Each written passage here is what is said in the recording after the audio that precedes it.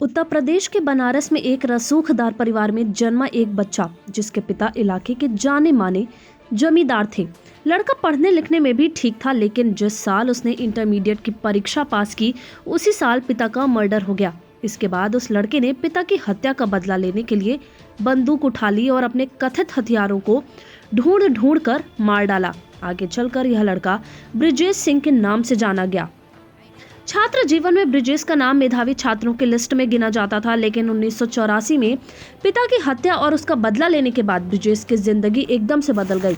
ब्रिजेश को गिरफ्तार कर लिया गया और जेल भेज दिया गया। जेल में उसकी मुलाकात त्रिभुवन सिंह नाम के अपराधी से हुई। इसके बाद दोनों ने मिलकर पूर्वांचल में गैंग के सहारे ढेर सारी वारदातों को अंजाम दिया।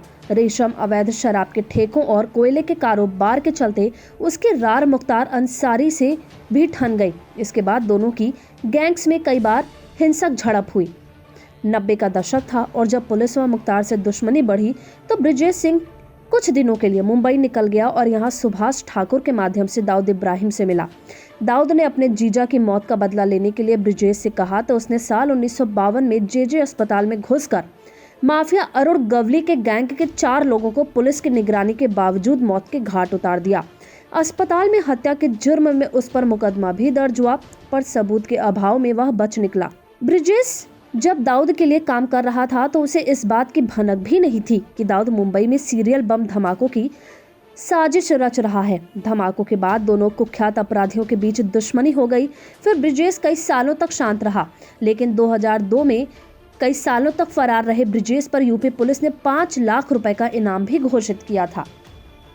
5 लाख के इनामी ब्रिजेश सिंह का नाम कोयला माफिया सूर्यदेव के बेटे राजीव सिंह के कत्ल में भी सामने आया था। यह 2003 का साल था जब सिंह का आतंक चरम पर था, लेकिन इसके बाद वह पुलिस से छिपता रहा।